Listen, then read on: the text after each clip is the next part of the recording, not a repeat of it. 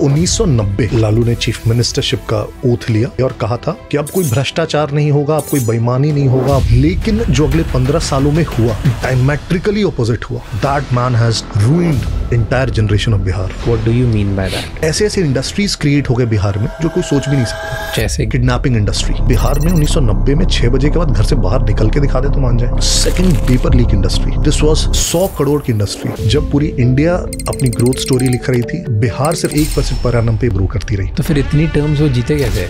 What Lalu realise I think is कि जो विकास का रास्ता होता है वो बहुत लंबा रास्ता होता है, लेकिन दूसरी तरफ अगर आप अपना एक वोट बैंक बना लेते हैं फिर आपको कुछ करने की जरूरत नहीं है। He ruled like that for 15 years. उनका डाउनफॉल कैसे हुआ? 1997 में चारा घोटाला सामने आया। सीबीआई ने फिर जैसी जांच करनी शुरू की, पता चला ये तो 900 करोड़ का स्कैम है, मतलब अनइमेजिनेबल। लालू तुरंत अरेस्ट किया गया। उनके पीरियड को आप जंगल राज क्यों बोलते थे? लालू क्या करते थे, कुर्सी पे बैठ के पाँव टेबल पे रखते थे और पाँव के सामने ब्यूरोक्रेट्स को से खड़े रखते थे। मतलब सारे ये IAS खड़े रहते थे। जो पान का पीक दान होता है वो उठा के उनको देते थे। जो ये फेज था 2005 तक, बिहार कश्मीर से कम नहीं था। Why this statement? बिहार में 1990 के दशक में 59 मैसेकर्स, जातीय हिंसा, 600 लोग मारे गए। जो बिहार से पलायन हुआ है उन 10 सालों में इन मिलियंस। बिहार में रोड चोरी हो जाती है, तालाब चोरी हो जाता है, ये कैसे होता है?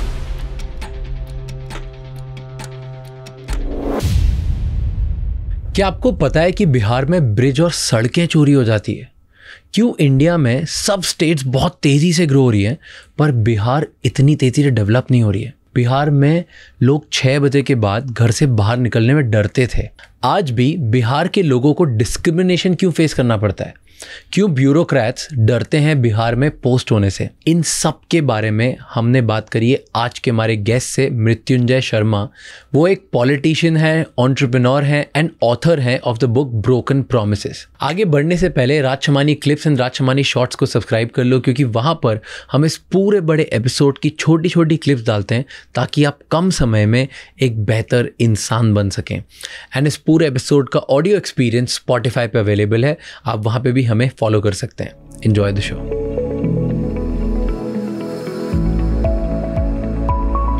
आपने ये बोला कहीं पे कि IIT प्रिपरेशन के टाइम पे वहाँ पे एक स्टूडेंट था हु सेड कि वो मानने के लिए रेडी नहीं था कि वो बिहार से है। उसको शर्म आती थी लोगों के सामने बोलने में कि वो बिहारी है।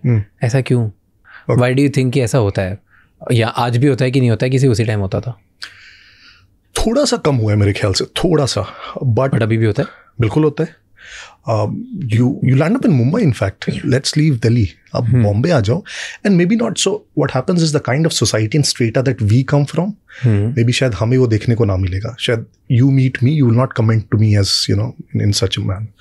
लेकिन अब जो वो तबका है जो बिहार से यहाँ काम करने आता है, you talk to him, right? And the kind of people they meet, that would be a slur, right? People would use that word Bihari as something, as a derogatory term, right? It used to happen much more, I would say, in the 90s and 2000s. I've experienced personally, right? तो मैं दिल्ली में कटवरिया सराय से, जहाँ फिटजी का centre था हमारा IT का, कालू सराय उसे बोलते थे, वहाँ जाते थे बस से। एंड बस में कंडक्टर्स अक्सर कोई भी वैसा बंदा मिल गया जिसने थोड़ा सा भी कुछ गलत किया, गलत से चढ़ गया, उतर गया, या टिकट नहीं लिया, वैसा कुछ भी, या बस के सामने से कोई तेजी से पार हो गया तो ड्राइवर चिल्लाता था, यार बिहारी है क्या? So yes, very true. Do you feel कि ये बिहारी मीन्स जब भी कोई इल सिविल, लाइक जैसे अनएजुकेटेड या इलिटरेट हरकत करता है तो उसको से बिहारी बोल के बोल देते हैं लोग, ऐसे गाली देते हैं बिहारी बोल के? या do you think they want to derogate that other person? That's what you trying to say? That's what I'm saying. So it has reduced, थोड़ा कम हो गया है, but still it is there. So मैं बोल रहा हूँ एक general in terms of looking at other states. So for example, somebody comes from Gujarat. You look at him and have a certain perception कि गुजरात से है, एक certain perception है। आप नीची नज़र से शायद नहीं देखेंगे, आपको ये पता है कि एक prosperous state से आता है, they're well to do, उनके जगह पे भी well to do है। लेकिन जहाँ बिहार से आता है, आप there is a certain looking down upon at him. Okay, let's go back. Okay, जब बिहार वेस्ट बंगाल और उड़ीसा के साथ में था, राइट? तो जब तीनों स्टेट एक जैसी थी, साथ में थी, तब एक काफ़ी बड़ी स्टेट हुआ करती थी एंड काफ़ी प्रॉस्परस होता था, इंडिया का बिजनेस काफ़ी वहाँ से होता था। अब तीनों अलग अलग हो गई, तो ऐसा क्या हुआ दैट बिहार बहुत, it's still one of the poorest states in the country, and West Bengal के साथ वैसा नहीं हुआ. और जो ये नैरेटिव है वो बिहार का ही नैरेटिव स्पेशल बना, वेस्ट बंगाल के लिए नहीं बना, उड़ीसा के लिए नहीं बना. ऐसा क्यों? Or maybe tell me the good point is, were you born at the time when all three states were together? No. So the state got bifurcated in 1912. That was way back. Bihar became Bihar in 1912. So there's a long history to it. See, Bihar has been, at least not the state, but that region itself, it's called, उसे जो Republic की जननी कहा जाता है बिहार को, Pataliputra, we all know. जो rulers आते हैं वहाँ से, जो इतने आर्यभट्ट से लेके बुद्धिज़्म, जैनिज़्म, एवरीथिंग, सब कुछ बिहार से आया. मेरे ख्याल से जो डिक्लाइन आना शुरू हुआ, एक तो प्री इंडिपेंडेंस डिक्लाइन आया. प्री इंडिपेंडेंस डिक्लाइन का एक बहुत इंपॉर्टेंट रीज़न जो मैंने बुक में भी मेंशन किया है, वो ये था कि जो वहाँ पे ज़मींदारी का सिस्टम था बिहार में, वो पूरी बंगाल प्रेसिडेंसी में, सो एज टू से, वो परमानेंट सेटलमेंट बोलते हैं उस सिस्टम को. और बॉम्बे में और आपको मद्रास में वो मिलेगा रैयतवारी का सिस्टम. क्या होता है, दोनों समझाओ. परमानेंट सेटलमेंट में क्या होता है कि जो जमींदार को टैक्स देना पड़ता था ब्रिटिशर्स को, वो फिक्स था, तुम्हें 50,000 देने ही देने, चाहे कुछ भी हो जाए. जो रैयतवारी में सिस्टम था वो परसेंटेज ऑफ प्रोडक्टिविटी पे लिंक था. तो बंगाल में क्या होता था कि जमींदार के पास कोई इंसेंटिव नहीं था प्रोडक्टिविटी बढ़ाने के लिए, और रैयतवारी में क्या था, उनको इंसेंटिव था प्रोडक्टिविटी बढ़ाने के लिए. तो इसके कारण जो लैंड में इन्वेस्टमेंट होनी चाहिए थी, लैंड में इन्वेस्टमेंट और उसके बाद उसके बाकी के एसोसिएटेड चीज़ों में, एजुकेशन में इन्वेस्टमेंट, हेल्थ में इन्वेस्टमेंट, वो नहीं हुआ वहाँ पे, और यहाँ पे हुआ. That was a major reason जो मुझे लगता है प्री इंडिपेंडेंस, राइट. तो वो एक रीज़न था. पोस्ट इंडिपेंडेंस एक बहुत बड़ा फैक्टर एक पॉलिसी के तौर पर आया, and that was freight equalisation policy. Bengal पूरा अगर आप देखेंगे, so for example Jharkhand region, Orissa, Chhattisgarh, ये एक्सट्रीमली मिनरल रिच है. Jharkhand only has 40% of the country's minerals, 40%. लेकिन 1952 में एक पॉलिसी लाई गई फ्रेट इक्वलाइजेशन की. तो जो नेहरू जी की फर्स्ट गवर्नमेंट थी, उन्होंने कहा कि देश में कहीं भी इक्वल इंडस्ट्रियलाइजेशन होना चाहिए. तो जो मिनरल झारखंड में जिस प्राइस पे अवेलेबल होगा, वही मिनरल चेन्नई में भी उसी प्राइस पे अवेलेबल होगा, बॉम्बे में भी उसी प्राइस पे अवेलेबल होगा. Government would subsidise that transportation, right. तो होने क्या लगा कि जब मिनरल सेम ही प्राइस पे अवेलेबल है, तो सबने कहा कि हम झारखंड में, बिहार में क्यों इंडस्ट्री लगाएं. हम इंडस्ट्री कोस्टल एरियाज में लगाएंगे. तो गुजरात में इंडस्ट्रीज आने लगी, महाराष्ट्र में आने लग गई, तमिलनाडु में आने लग गई. दिस कंटिन्यू टिल 1993 जब वो पॉलिसी स्क्रैप की गई. और मुझे लगता है तब तक फिर Bihar had lost the race, right. No industries you see in the most mineral rich part of the country. Industries जो थी वो आपको सबसे पुरानी दिखेंगी. सो जमशेदपुर और सेटअप बाई टाटास, वो एकदम 19th सेंचुरी के स्टार्ट में वो दिखेंगी.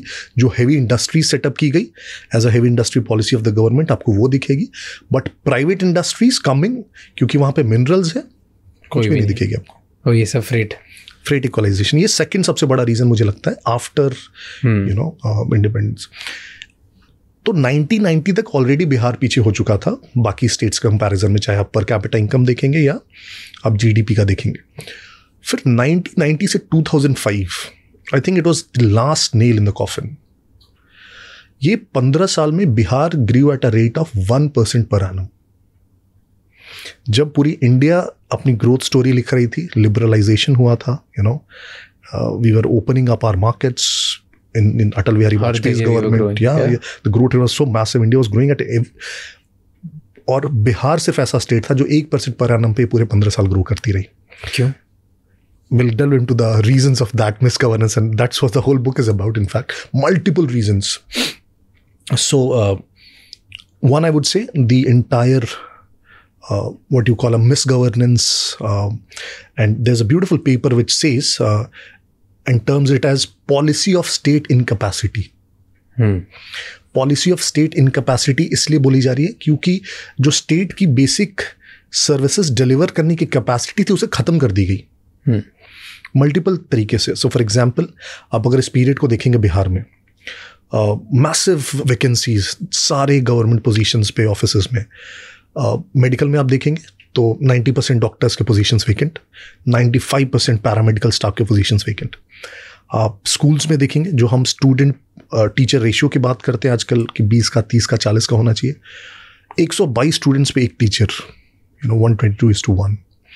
आप इंजीनियरिंग डिपार्टमेंट्स में देखेंगे, कॉलेज के प्रोफेसर्स में देखेंगे, जो ब्लॉक डेवलपमेंट ऑफिसर्स और सर्कल ऑफिसर्स होते हैं, एडमिनिस्ट्रेटिव ऑफिसर्स, BDO COs, उसके 1/3 पोजीशंस वेकेंट थे एट इट्स पीक। इनफैक्ट जो बॉडी होती है, जो पब्लिक सर्विस कमीशन स्टेट की, बिहार पब्लिक सर्विस कमीशन, उसके चेयरमैन का पोजीशन बहुत सालों तक वेकेंट था, जो इसे रिक्रूट करते थे। सो वैकेंसीज के बहुत स्ट्रांग रीजंस थे।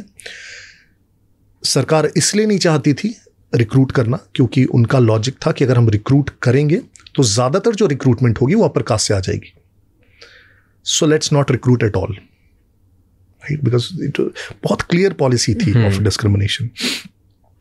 Corruption at its peak, criminalisation of politics at its peak, caste wars at its peak.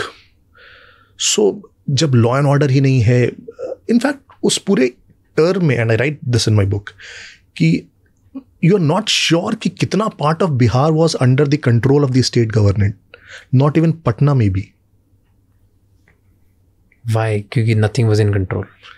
No, Bihar was just, Bihar के डिफरेंट रीजन्स को अलग अलग क्रिमिनल पॉलिटिशियंस और बाहुबली जिसको आप बोलते हैं, वो बट गया था कि वो सिवान में शहाबुद्दीन ही देखेंगे, तो बाकी ठीक है वो DMSP रहेंगे वहाँ पे, लेकिन उनकी वो जो बोलेंगे वो करेंगे।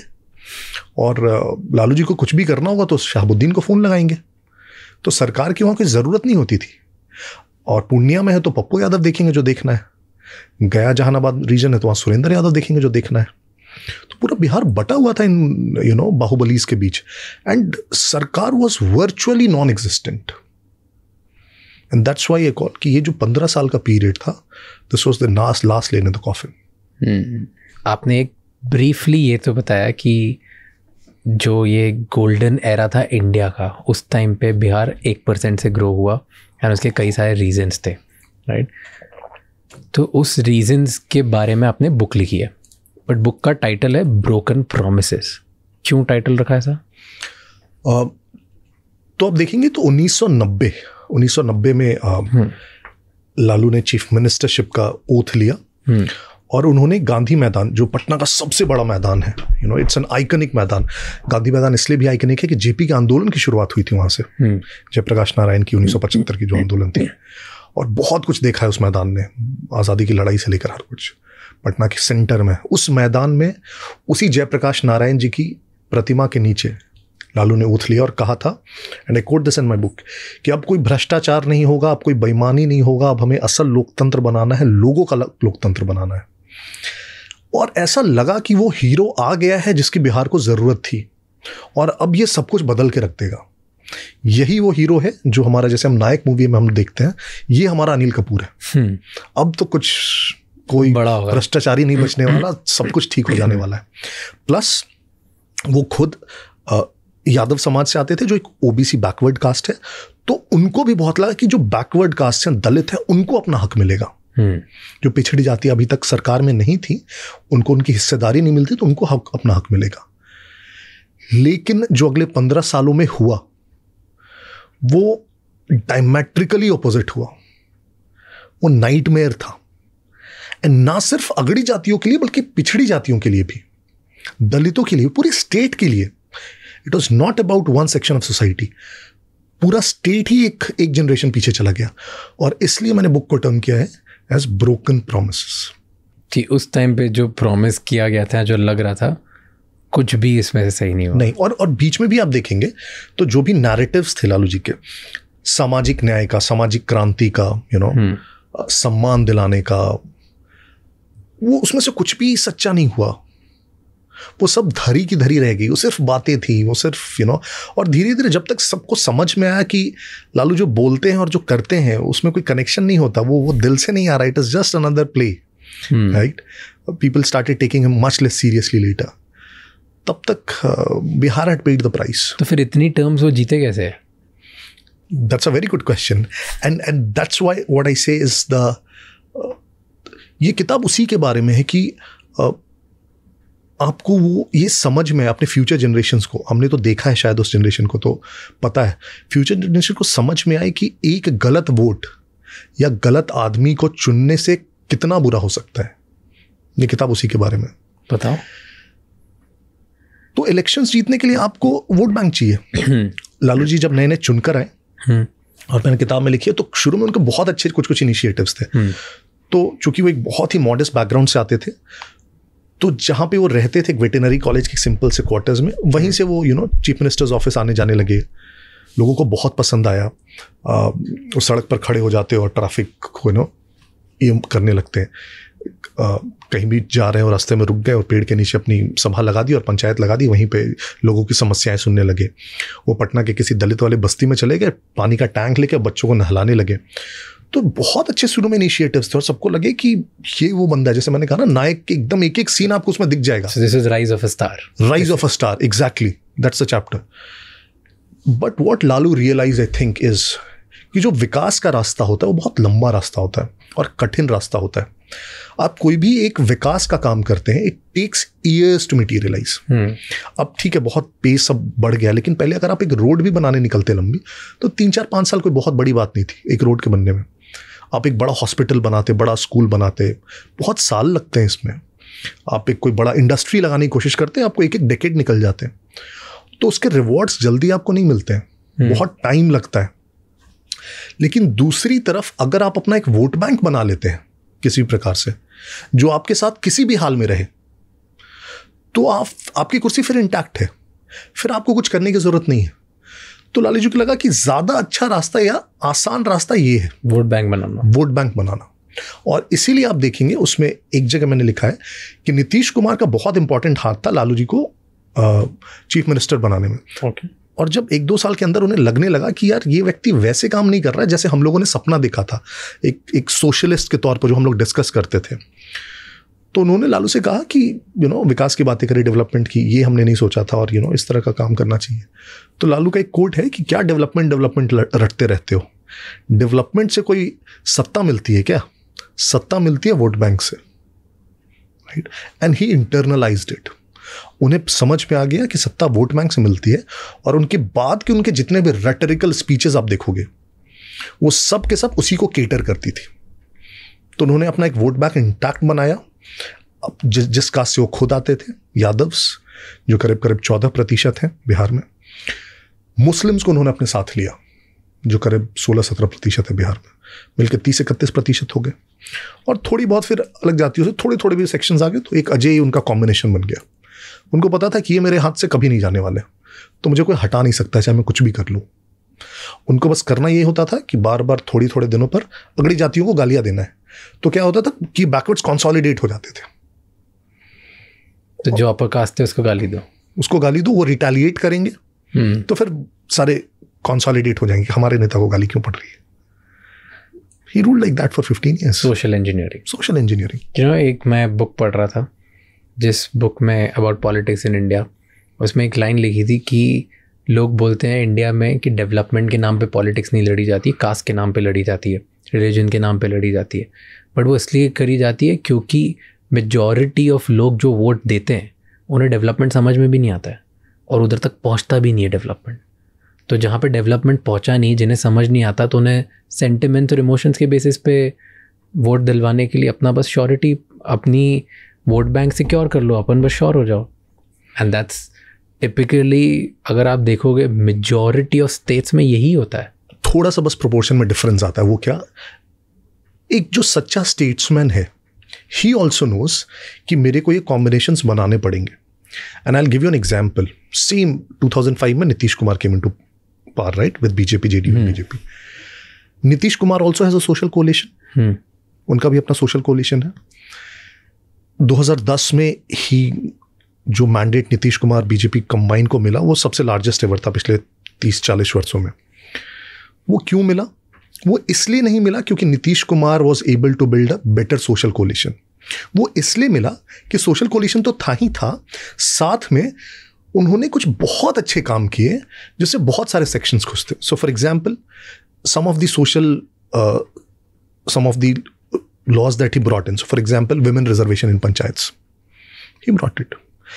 ओबीसी और ईबीसी में बाइफरकेट करना सो दैट रिजर्वेशन का बेनिफिट सबको भी, he did it. These are beautiful social changes that he brought. Roads पे काम, मैसिव काम हुआ 2005 से 10 के बीच. इलेक्ट्रिसिटी पे मैसिव काम हुआ, हर गांव तक बिजली पहुंची. उसके पहले 50% गांव में बिजली नहीं थी बिहार में, तो उसका भी असर आता है. सो इट्स नॉट 1 और 0. सोशल कोलिशन इज इंपॉर्टेंट, कोई नहीं कह रहा कि इंपॉर्टेंट नहीं है, लेकिन उसके साथ साथ आप विकास पे भी तो काम कर सकते हैं ना. 5 साल बैठ के सोशल कोलिशन थोड़ी बनाते रहना है आपको. वो बनाइएगा जब इलेक्शन आएगा, इलेक्शंस के समय उस हिसाब से आप सोचिएगा. तो बाइनरी नहीं है दोनों आपस में.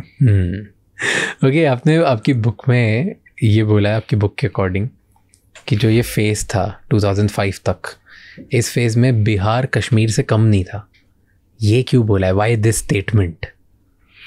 यस, एंड आई से दिस वेरी रिस्पॉन्सिबली. मैं इनफैक्ट 2018 में श्रीनगर गया था घूमने, और वहाँ पे डल लेक के बीच में ना एक बहुत सुंदर सा कैफ़े और बुक स्टोर है डल झील के बीच में. तो I like to read and write a lot, तो मैं उस बुक स्टोर में भी गया, और वहाँ पे कम से कम नहीं तो कश्मीर पे ना 150-200 किताबें होंगी सिर्फ कश्मीर पे, right. And I started browsing. मैंने देखा उसमें एक बहुत सुंदर सी लाइन थी एक बुक में. Said tragedies make for the best stories, and there's no bigger tragedy of our generation than Kashmir. Right? It's a beautiful line. लेकिन उसके बाद फिर मैंने सोचना शुरू किया. अब देखो कंपैरिजन मैंने क्यों किया. कश्मीर में जो कश्मीरी पंडितों के साथ होना शुरू हुआ 1990 से शुरू हुआ. बिहार में जो सोशल चेंज है 1990 में आया. कश्मीर में आप जो नंबर्स देखेंगे एकदम pure numbers. I don't like to compare deaths, लेकिन there is no better metric to say Kashmiri पंडितों की हत्या में उसमें अलग अलग नंबर्स हैं, लेकिन कहीं 100, 200, 500 इस तरह की हत्याओं का जिक्र है. जो लोगों का वहाँ से पलायन हुआ वो करीब 80-90 हज़ार कश्मीरी पंडितों का पलायन हुआ. आप बिहार में सेम पीरियड देखेंगे, अगर बिहार में 1990 के दशक में 59 नरसंहार हुए, 59 मैसेकर्स, जातीय हिंसा, 600 लोग मारे गए. जो बिहार से पलायन हुआ है उन 10 सालों में इन मिलियंस. जो 1991 में, and I quote this number in my book, 91 में माइग्रेशन रेट था बिहार का, और 2001 में 1991 से 3 गुना हो गया था माइग्रेशन बिहार से 2001 तक. Right. And this was not just कि वो रोटी कमाने जा रहे हैं बाहर. It was law and order issue. लोग भाग रहे थे. कोई अपने बच्चे को बिहार में रहने देना नहीं चाहता था. राइट. कोई पढ़ा लिखा व्यक्ति नहीं रहना चाहता था. Second, why it is more problematic. Kashmir तो एक मिलिटेंट ऑर्गेनाइजेशन है, ठीक है, JKLF जिसने किया ये, राइट. बिहार में इट वाज समथिंग जो स्टेट अपनी नाक के नीचे होने दे रही थी. देवर माओइस्ट, देवर प्राइवेट कास्ट मिलिशियाज. वो एक गांव में जाके रात में घेर के उसके सारे मेल फोक्स को साफ कर दे रहे थे. फिर ये उसके गांव में जाके यही कर रहे थे. इनके 10 सालों तक चलते रहा. It was worse, I would say, because the state could have stopped it. वहाँ पे वो तो बॉर्डर पार से आ रहे. there's lot of challenges. यहाँ पे कौन सा चैलेंज था? यहाँ पे स्टेट had इनफैक्ट मैं बोलूँगा स्टेट का सपोर्ट था उनको complicit. लोगों ने जो ट्रेजेडी क्रिएट करी that was bigger than Kashmir. Kashmir में एक्सटर्नल लोग ट्रेजेडी क्रिएट कर रहे थे, and that's why you compared Kashmir and Bihar together. So I'm saying even if you compare numbers in terms of death, migration, उसके कारण जो devastation हुआ स्टेट का, every way I think. So I am not comparing it to say कि कश्मीर का दर्द कम है, but I am saying the attention which Kashmir has garnered, उस kind of attention I am pain to see कि बिहार को कभी it is never talked about. आधे से ज़्यादा लोग जानते नहीं कि ऐसा कुछ हुआ है. The kind of pain that we have seen, right. People don't talk about it. They don't know. They don't empathize. वो बस ऐसे हंस के छोड़ देते हैं. बिहार में तो ऐसे किडनैप कर लेते हैं, जैसे कौन सा मजाक की बात चल रही है. Why do you think Bihar पे ज़्यादा अटेंशन नहीं दिया जाता है? इतनी ज़्यादा स्पॉटलाइट नहीं है, इतनी बातें नहीं होती, इतने ज़्यादा नेशनल लेवल पे कोई मुद्दा नहीं बना जाता कि वहाँ पे डेवलपमेंट होना चाहिए, ग्रोथ होना चाहिए, जबकि वो one of the most populated state है इन द कंट्री. कि वहाँ पे लोग बहुत ज़्यादा हैं, वहाँ पे मिनरल्स बहुत ज़्यादा हैं, तो वहाँ पे बेनिफिट्स भी बहुत होंगे. उसके बाद भी उसके बारे में कोई बात नहीं होती. वहाँ पे क्या क्राइम हो रहा है उसके बारे में नेशनल लेवल पे बात नहीं होती. वहाँ पे क्या डेवलपमेंट हो रहा है उस पर नेशनल लेवल पे बात नहीं होती. बात अब होती है मेरे ख्याल से. And see what happens is, जो 1990 से 2005 था। और इसमें बहुत इंपॉर्टेंट जो हम लोग पहले बात कर रहे थे कि मीडिया और जो इंटेलिजेंशिया है वो क्या नैरेटिव सेट कर रही है, बहुत इंपॉर्टेंट है। तो मेरे ख्याल से एक जो सबसे बड़ा डिससर्विस मीडिया और इंटेलिजेंशिया ने किया है वो 1990 से 2005 के पीरियड को सोशल रिवॉल्यूशन बता के किया है कि वो तो क्रांति का पीरियड था, सामाजिक क्रांति आ रही थी उस समय। ये कौन सी सामाजिक क्रांति है जिसमें कोई भी बेहतर नहीं हो रहा है? वो सामाजिक क्रांति कैसे हो सकती है? तो वो जो कारण है मेरे ख्याल से उसके कारण जो शायद पेन है जो निकल के आना चाहिए था और जिन चीजों पे ज्यादा बात होनी चाहिए थी उस पे बात नहीं हुई। बस ऐसे देखा जाने लगा कि अच्छा सामाजिक क्रांति का पीरियड था तो थोड़ा बहुत तो नुकसान होना ही होना है, तो ये थोड़ा सा उसका कोलैटरल डैमेज है। तो कोलैटरल डैमेज के तौर पे उसको एक्सेप्ट कर लिया गया और लालू जी को मसीहा बता दिया गया सोशल रिवॉल्यूशन का कि लालू जी तो पिछड़ों के जननायक है और इतने बड़े नेता है, which is absolutely rubbish. That man has devastated, ruined entire generation of Bihar. Okay, tell me, उनके पीरियड को आप जंगल राज क्यों बोलते थे? What do you mean by jungle Raj? So ये एक ऐसा टर्म है जो मैंने नहीं दिया है। ओके हाँ, मतलब ये बहुत सुनने में, मूवीज में भी बहुत सुनने को आता है, हर जगह मीडिया में भी सुनना। जंगल राज का मतलब क्या होता है? जंगल राज का मतलब ये है कि वो जंगल है, मतलब there's no law and order, there are no rules, कोई देखने वाला नहीं है, कोई जानने वाला नहीं है, मतलब वहाँ कोई कुछ भी कर सकता है, इसलिए उसे जंगल राज बोलते हैं। राबड़ी देवी के भाई है ना, सबसे इंपॉर्टेंट तो आजकल आप देखते होंगे कि रोहिणी आचार्य जो लालू की बेटी है, जिनको सारन से उन्होंने टिकट दिया है, जिन्होंने उनको किडनी दिया था सिंगापुर में जो रहती है बेटी, आप याद कीजिए। So Rohini Acharya is called a doctor, she is a doctor, but how did she become a doctor? उनकी बड़ी जो बेटी है मीसा भारती, वो भी डॉक्टर है। दोनों डॉक्टर कैसे बनी?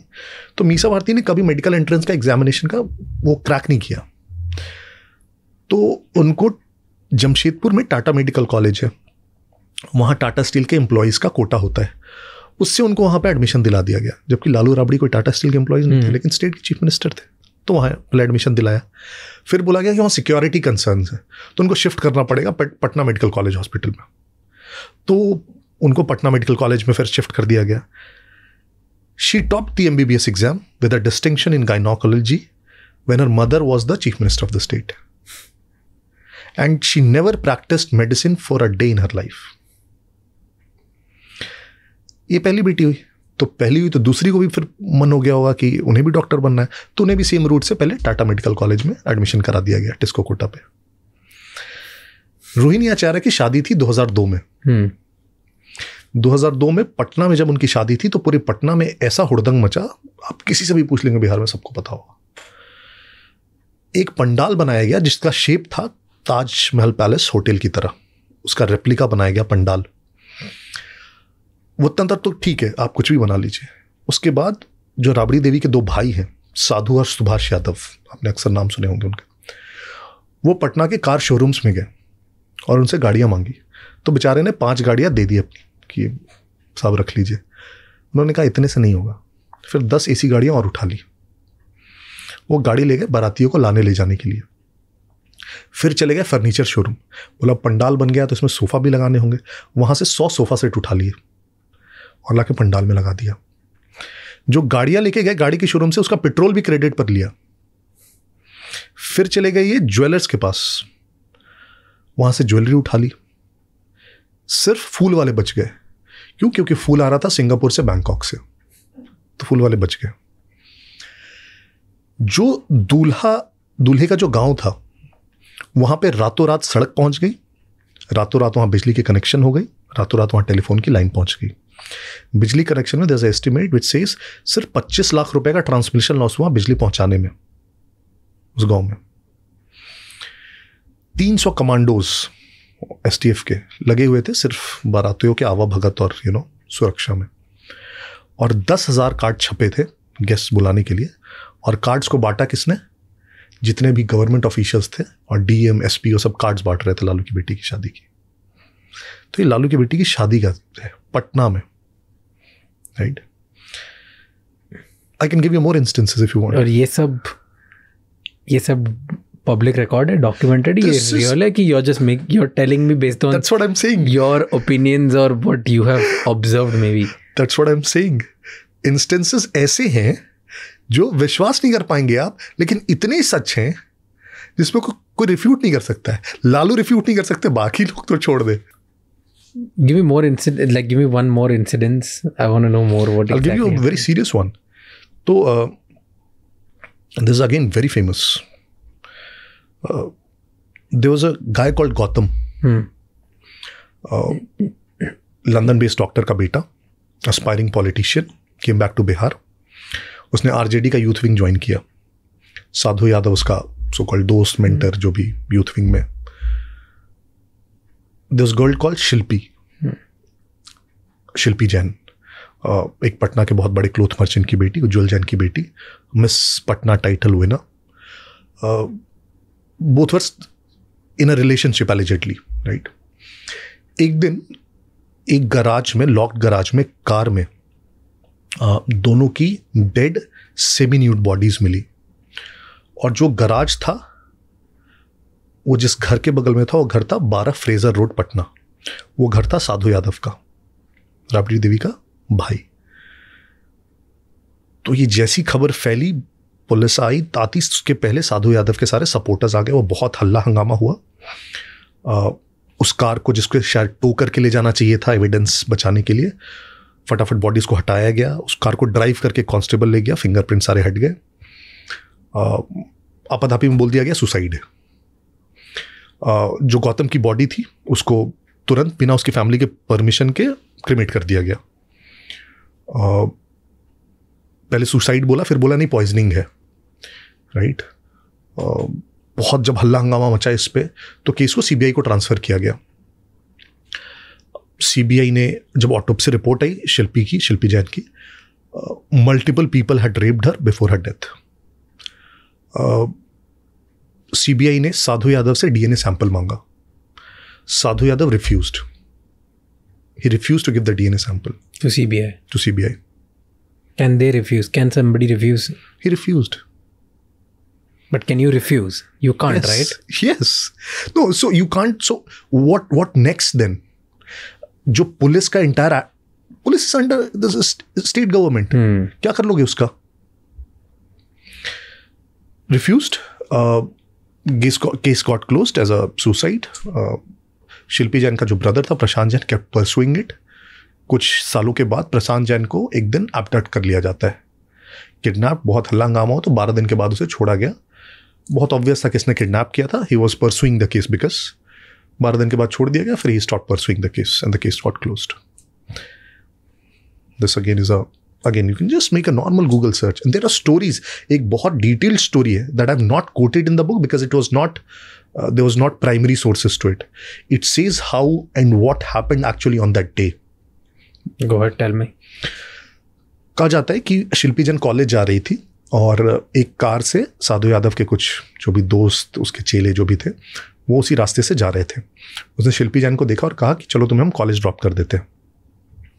उसे कार में बिठाया और उसे कार में बिठा के पटना के एक बहुत बाहर में कोई एक गोडाउन या गराज टाइप जो था, वहाँ ले गए उसे. गौतम को पता चला कहीं से कि कार में बिठा के ये लोग उसको ले गए हैं. तो गौतम को लोकेशन पता था. गौतम उसके पीछे पीछे वहाँ तक गया. जब वह वहाँ तक पहुँचा तो देखा कि शिल्पी के साथ कुछ गलत हो रहा है. तो इसने विरोध किया, तो फिर दोनों को बांधा गया. Shilpi was raped, both were murdered there. Then there bodies was kept in the car, brought to the garage and kept there. Have you seen a series called Maharani? I've seen some bits of it. Have you seen it? There are incidents of what you're saying in the series as well. क्योंकि बिहार की politics के ऊपर है and this exact scene happens in that series as well. Okay. Something similar कि उधर जो state की pageant winner रहती है उसके साथ होता है उसके बॉयफ्रेंड के exact same. तो inspired by this. And same एक गैराज में ही होता है one of the very powerful MLAs who does something similar. And this, he's not just a powerful MLA. Understand this. वो चीफ मिनिस्टर का भाई था. He's not just another MLA. There's a difference. Almost as good as chief minister. He was because उसमें क्या हुआ था, Lalu jail में थे, Rabri Devi was, she is unlettered, she does not know to read and write, तो गवर्नमेंट वर्चुअली यही लोग दोनों चला रहे थे, Sadhu and Subhash Yadav. So yes, let's talk about this individual जो आपने बोला कि पूरे बिहार में, बिहार एक स्टेट से रन नहीं था, अलग अलग बाहुबली रन करते थे. What do you mean by that? हर पूरे स्टेट में कितने पार्ट्स में डिवाइडेड था? क्या बाहुबली का स्टेटस था? क्या करते थे? What was the whole scenario? And हर जो सीरीज़ होती है, मूवीज़ होती है, जिसके बेसिस पे जो हमें पता चलता है देखने, उन सब में यही दिखाते हैं कि Bihar is usually under control of so called bahubali, या जो बहुत पावरफुल वहाँ के पॉलिटिशियंस होते हैं वो ही कंट्रोल करते हैं और कोई नहीं होता. वहाँ पे दिखाया जाता है कि कैसे एक DGP लेवल तक के पुलिस ऑफिसर को ऐसे चेंज कर दिया जाता है क्योंकि जस्ट बिकॉज वो किसी एक बाहुबली के सपोर्ट में नहीं थे. SP वगैरह को कैसे ट्रीट करा जाता है एक पॉलिटिशियन, सब जो सीरीज़ में दिखाते हैं. And based on what you are saying and what you have written in the book is ये सब रियलिटी थी. I'll give examples. So explain me the whole thing. Yeah. So see, what happens is, I'll give you some historical context to it. 60 और 70 के दशक में क्या हुआ कि बूथ कैप्चरिंग चालू हुई इलेक्शंस में. बूथ कैप्चरिंग हम सब जानते हैं. तो बूथ कैप्चरिंग में क्या होता था कि अब जो नेता खुद जाके तो बूथ कैप्चर करेगा नहीं, तो बहुत सारे से स्ट्रॉन्गमैन जो होते थे अलग अलग जगहों के, गाँव के, वो ढूंढते थे और उनको जिम्मेदारी दे देते थे कि ये 10 गांव के बूथ तुम्हें लूटने हैं मेरे लिए, 10 गांव के बूथ तुम्हें लूटने हैं. तो ये बाहुबली बन के आने लगी जो बूथ कैप्चर करने वाले थे. 60 और 70 के दशक में इस तरह से बहुत सारे नेता अपने अपने यहाँ जीतते थे. इन्हें रियलाइज होने लगा, इन बाहुबलियों को जो बूथ लूटते थे, कि यार जब हम ही बूथ लूट कर इनको जिता रहे हैं तो इलेक्शन हम ही क्यों ना लड़ लें, राइट. तो आप देखेंगे 80 के दशक में क्या हुआ, बहुत सारे इनमें से जो हेंचमैन हुआ करते थे अर्लियर, वो खुद इलेक्शन में आ गए और कई बार तो अपने ही जो उनके सो कॉल्ड मालिक या नेता थे उसी के अगेंस्ट, और जीते भी. और आज बहुत सारे ऐसे बड़े नेता हैं, बड़े नाम हैं जो एक्चुअली वो बूथ लूटने वाले काम के साथ शुरू हुए थे, आज भी हैं. जैसे let's not take names. Okay, बहुत सारे ऐसे. तो 1990 में इसका पीक आया. 1990 में जो स्टेट इलेक्शंस हुए उसमें 30 इंडिपेंडेंट MLA जीत के आए, 30 इंडिपेंडेंट, और ये सभी अपने अपने क्षेत्र के बाहुबली थे, राइट. अब इनके सहयोग से सरकार बनी, लालू यादव की सरकार बनी. इनमें बड़े बड़े नाम थे जो आप आज सुनते हैं, शहाबुद्दीन, पप्पू यादव, और भी कुछ, तस्लीमुद्दीन, और भी कुछ नाम थे, सुरेंद्र यादव, वो लोग तो पार्टी से थे वैसे. अब क्या होता था कि ये अपने क्षेत्र में इतने मजबूत होते थे, उनको किसी पार्टी के सिंबल की जरूरत नहीं थी जीतने के लिए, वो इंडिपेंडेंट भी जीत रहे हैं. तो पार्टी क्या बोलती थी, तुम्हें यार अपने यहाँ जो करना है कर लो, बस तुम मेरी पार्टी को सपोर्ट करो या मेरी गवर्नमेंट को सपोर्ट करो. बाद में उन सबको पार्टी में भी मिला लिया गया. तो उनको अपने एरिया में रूल करने के लिए एक तरह से छोड़ दिया जाता था, बिकॉज उनका भी एक ऑरा पावर मेंटेन रहे कि मेरे क्षेत्र में मेरी चलेगी, राइट, कि मेरे ऊपर कोई भी ओवर रूल नहीं है, और मैं अपने क्षेत्र में आई डोंट वांट इंटरफेरेंस. तो I give an example of Shahabuddin का. आपने जितने भी क्रिमिनल पॉलिटिशियंस का आज तक नाम सुना होगा देश में, अपने यूपी के बहुत बड़े बड़े सुने होंगे, मुख्तार अंसारी और ये और आज तक का सबसे, लेकिन ऐसे ड्रेडेड और बड़ा क्रिमिनल पॉलिटिशियन कोई हुआ है तो शहाबुद्दीन. क्यों ऐसा बोल रहा हूँ? शहाबुद्दीन के क्राइम्स कुछ हैं. एक बहुत फेमस क्राइम था, murder of a student union leader Chandrashekhar. Chandu बहुत फेमस थे. चंद्रशेखर JNU में थे, जवाहरलाल नेहरू स्टूडेंट्स यूनियन के प्रेसिडेंट थे, लेफ्ट आइडियोलॉजी से बिलोंग करते थे. तो he went back to Siwan, वहाँ पे ग्राउंड पे काम करना शुरू किया, ग्राउंड से ऑर्गेनाइजेशन खड़ी करनी शुरू की और करप्शन के खिलाफ बोले, हर चीज़ के खिलाफ बोले.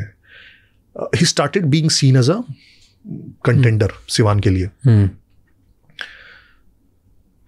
एक दिन वो सिवान का एक बहुत फेमस चौराहा है, वहाँ पे एक नुक्कड़ सभा कर रहे थे और उनकी हत्या कर दी जाती है भरी सभा में. सबको पता है किसने हत्या करवाई है.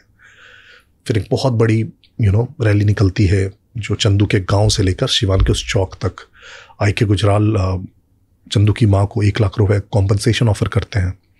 चंदू की माँ उसे रिफ्यूज़ कर देती है, कहती है कि सबको पता है कि हत्यारा कौन है, अगर आपको मुझे कोई सहायता ही करनी है तो उसे पकड़ के कीजिए, इन पैसों से मत कीजिए. दिल्ली में बिहार भवन के सामने एक बहुत बड़ा प्रोटेस्ट मार्च निकलता है. बहुत सारे स्टूडेंट्स JNU के खास करके जाते हैं. उस भीड़ पर साधु यादव गोली चलवाते हैं उस प्रोटेस्ट मार्च पर। तो चंद्रशेखर की हत्या एक बहुत फेमस इंसिडेंट हुआ। इसी प्रकार से एक तो सिवान में क्या होता था अक्सर कि शहाबुद्दीन के डर से कोई किसी पार्टी और किसी पार्टी का झंडा नहीं लगा सकता था। बहुत सारे दुकान शहाबुद्दीन की तस्वीरें लगाते थे अपने दुकान में, दुकानदार, अलीजेंस दिखाने के लिए कि हम आपके साथ हैं। शहाबुद्दीन खाप पंचायत लगाते थे। शहाबुद्दीन के यहाँ PIL दाखिल होते थे, वो डिसाइड करते थे मैटर्स पे। डॉक्टर की फीस कितनी होनी चाहिए, सिनेमा हॉल का टिकट का रेट कितना होना चाहिए। बस सिवान में कुछ भी होगा शहाबुद्दीन की मर्जी से होगा। और इसमें हल्का सा भी मैं एग्जैजरेट शायद नहीं कर पा रहा हूं उतना जितना एक्चुअली वो था। एक बहुत ही फेमस और केस हुआ चंदा बाबू का। चंदा बाबू के 3 बेटे थे। उनकी दुकान थी वहाँ की मार्केट में, और एक दिन जब शहाबुद्दीन के कुछ लड़के वहाँ पे रंगदारी वसूल करने आए, उनका था हर हफ्ते का लेवी था, तो कुछ बहस हुई चंदा बाबू के बेटे से। तो वो बेटे ने क्या किया, पास के दुकान में गया, ऐसे डराने के लिए तेजाब ला के उसको दिखाया, तो लोग चले गए उस समय। फिर बाद में शहाबुद्दीन के आदमी आते हैं, उन दोनों बेटों को उठा के, तीनों बेटों को उठा के इनफैक्ट वो खेत में ले गए। एक जो सबसे छोटा वाला बेटा था वो तो भाग गया, बाकी दोनों बेटों को तेजाब से नहला के मार डाला, राइट। और जो तीसरा बेटा है, ये पब्लिक में हुआ। Every damn person in the world knows, every person in the world knows. तीसरा बेटा जो है, जब ये केस चल रहा था चंदा बाबू ये केस लड़ते रहे अपने आखिरी दम तक, और तीसरा बेटा विटनेस था उस चीज का। जिस दिन गवाही थी उसके पिछले दिन बेटे की हत्या कर दी गई, तीसरे बेटे की। उसकी जस्ट 10 दिनों पहले शादी भी हुई थी। एक दूसरा बहुत बड़ा कांड है। एक और बताता हूं आपको, एक और मर्डर केस हुआ जिसमें 2 लोगों की बॉडीज को चॉप ऑफ करके वो डिस्पोज कर दिया गया, लेकिन चूंकि कभी बॉडीज मिली नहीं तो प्रूव हुआ नहीं। तो इसमें शहाबुद्दीन का एक चेला जो वो शामिल था, some Pappu, I am forgetting the name. तो पुलिस उसको पकड़ने के लिए शहाबुद्दीन के घर पे होता, शहाबुद्दीन के घर पे पहुंची। तो जो पुलिस ऑफिसर पहुंची, संजीव कुमार आई गेस उसका नेम, शहाबुद्दीन ने उसे झापड़ मारा, और पुलिस ऑफिसर को, और जितने लोग साथ में थे पुलिस वाले, उनको शहाबुद्दीन के लोगों ने पीटा। तो ये लोग सब उस समय चले गए। फिर उधर से रीइंफोर्समेंट लेके आए, और जब रीइंफोर्समेंट लेके आए तो दोनों तरफ से गोलियां चलनी शुरू हुई, लेकिन gang war between police and them. उसमें शहाबुद्दीन के 6 लोग मारे गए, 2 पुलिस वाले मारे गए, पुलिस की जीपों में आग लगा दी गई, शहाबुद्दीन फरार हो गया। और शहाबुद्दीन ने स्टेटमेंट दिया, उस समय IPS थे सिवान के बच्चू सिंह मीना, कि बच्चू सिंह को अगर, ही वॉज फ्रॉम राजस्थान, कि राजस्थान तक भी ढूंढना पड़ेगा तो उसे ढूंढेंगे और उसे मारेंगे, लेकिन मारेंगे जरूर, right. Look at the audacity, right. बाद में 2004 के आसपास में ही वॉज फाइनली अरेस्टेड। बहुत सारे, तो उसको सिवान में एक हॉस्पिटल का पूरा एक फ्लोर दे दिया गया, जहाँ पे फिर वहाँ पे जनता दरबार लगती थी, और वो कहने को बस इम्प्रिजनमेंट था। 2004 की ये घटना है।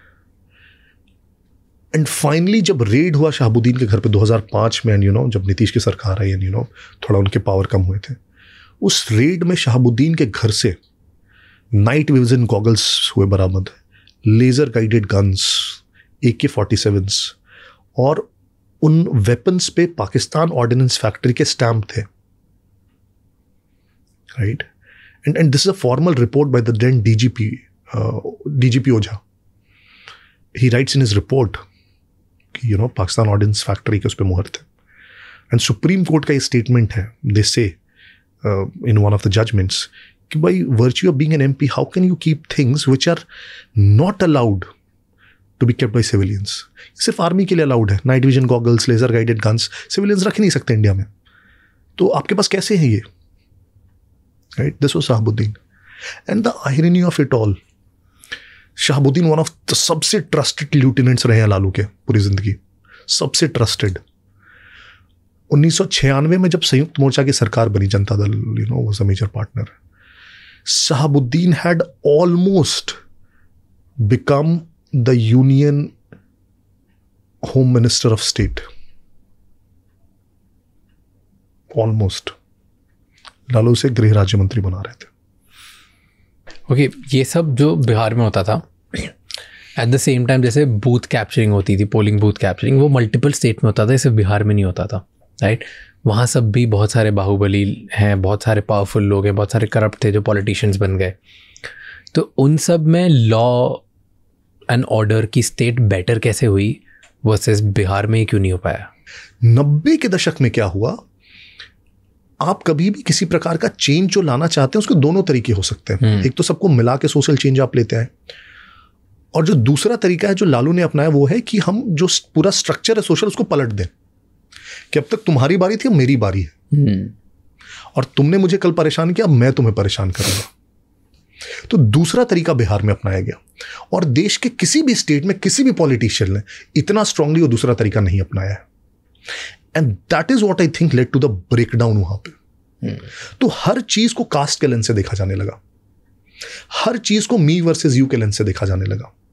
बहुत सारे आप इंस्टेंसेस आप लालू के देखेंगे इनफैक्ट, जिसमें आप सिंपली ऐसे देखिए, ब्यूरोक्रेसी में तो लालू का अपना ही एक तरीका था, सबको अंडरमाइन करने के लिए, और खास करके उस समय तक bureaucracy was very upper caste heavy, right? OBC reservations 90s में आए तो उस समय तक तो ज़्यादातर अपर कास्ट ही होते थे। लालू क्या करते थे, अपने जब वो घर के सामने वो बैठते थे तो कुर्सी पे बैठ के पाँव टेबल पे रखते थे और पाँव के सामने ब्यूरोक्रेट्स कैसे खड़े रखते थे, राइट? और उसकी फ़ोटो खिंचवाते थे, और ये अखबारों में छपती थी, और लोगों को बहुत खुशी होता था, उनके वोटर्स को खुशी होता था, सबको लाइन पे ला दिया है, बहुत खुशी की बात है। ब्यूरोक्रेसी में 1992 में बता रहा हूँ, and this is a data, मतलब सारे ये IAS IPS ऑफिसर्स खड़े रहते थे सामने। यस। और वो स्टेट के जो chief secretary, the highest ranking IAS officer, chief secretary को वो बोलते थे बड़ा बाबू। बड़ा babu is generally the SHO of a police station, बड़ा बाबू जो हम बोलते हैं। और जो स्टेट का DGP होता था उसे वो मुंशी जी बोलते थे। मुंशी जी जो पुलिस स्टेशन में क्लरिकल स्टाफ होता है उसे मुंशी जी बोलते हैं, वो मुंशी जी बुलाते थे। और 1992 में, and I have coated this in a book, out of 382 IAS officers in the state, 144 requested for a central deputation. उन्होंने बोला भाई हमें सेंटर में ले लो, यहां नहीं रह पाएंगे। तो ब्यूरोक्रेसी का रिस्पेक्ट, उसका वर्किंग कैपेसिटी, सब कुछ तोड़ दिया। तो उसमें शायद जो थोड़े बहुत थे जो उनके लाइन को टो कर गए वो टिक गए, बाकियों को जैसे उनका तरीका था, अगर किसी ने थोड़ा बहुत भी कुछ किया तो ट्रांसफ़र कर दिया, पोस्टिंग कहीं ऐसी जगह कर दी जहाँ कोई रेलेवेंस नहीं हो।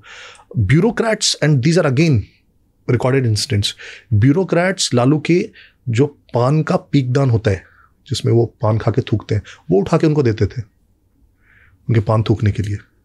साथ में एक ब्यूरोक्रेट होता था, कोई भी बगल में होता था उसको इशारा करते थे कि पीकदान उठाओ, and bureaucrats used to do that.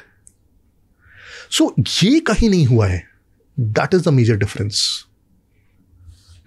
Okay, tell me, जब वो इतने पावरफुल थे और इतना ज़्यादा उनका मैनेजमेंट जो था यादव मुस्लिम ओवरऑल हर चीज़ का, सोशल इंजीनियरिंग का, सोशल कोलिशन का, और हर जगह वो पावरफुल बनते गए थे, उनके साथ सारे बाहुबली भी थे, and at the peak of its power, right?